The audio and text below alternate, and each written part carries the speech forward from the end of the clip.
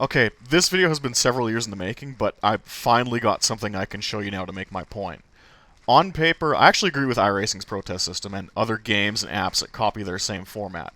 Like, if some dude you're in a race with starts driving backwards on the track or is being mentally disturbed in the chat, I absolutely agree that there should be a means to file a complaint and get their ass booted out of the game. But that's basically where it should end. The problem is it obviously didn't end there.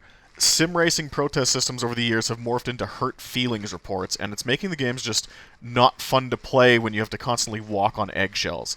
Especially if you have real-world racing experience on any level, there's a very strange and unnerving divide between racing as it exists in person versus the chess club-like atmosphere that has been manifesting in sim racing.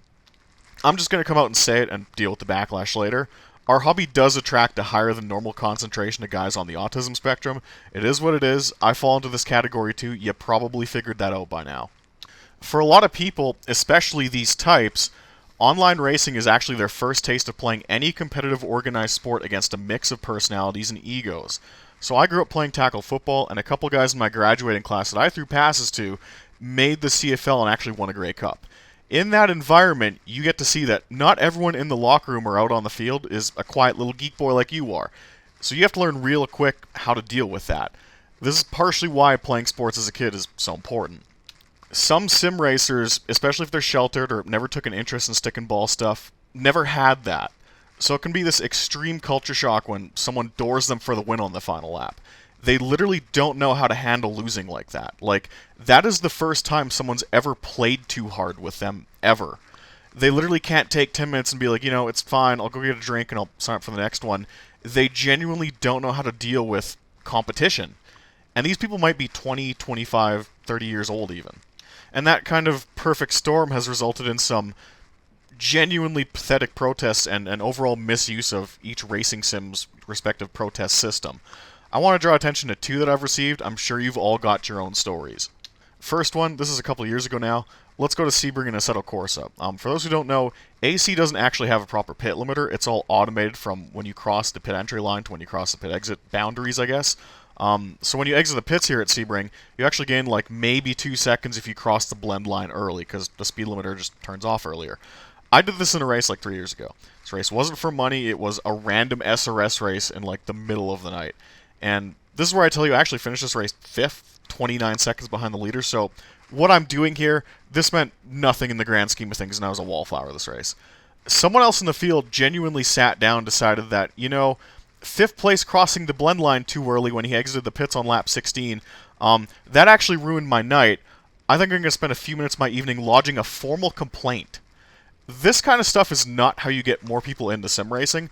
This makes you look like the worst parts of a high school chess club.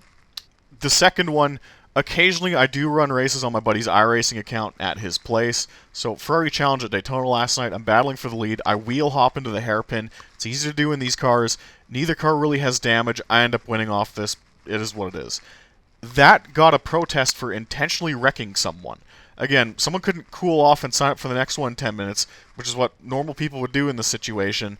That necessitated them wasting time cutting up the replay and writing a hurt feelings report to head office about how this must have been some malicious plan on my part, all because someone wheel hopped and accidentally doored your pretend race car for the win. Like, it's pathetic. And it's pathetic because of the juxtaposition between sim racing culture and real-world motorsport. So, I did this exact move to a guy last summer in my Sport Compact. Real cars, real money if you fuck this up. I mean, it's almost note for note, even down to the car colors. Here's us all posing together for a photo in Victory Lane. Nobody actually gives a shit. He got me back the next week. Terry did not run back to his truck after the race finished and start filling out the hurt feelings report, Now, why is this a problem? Well, first of all, you're going to chase away a lot of people from playing these games, and the people who are here are going to become just as bitter and annoyed as the very people filing these frivolous protests in the first place. Now nobody gets along. The second is that, with us using real names in the racing sim space, protests lead to suspensions, and suspensions lead to bans, and very quickly you can develop a reputation as a nuisance or a troublemaker, which people then spread about you over basically nothing. This is exactly what you think it's from.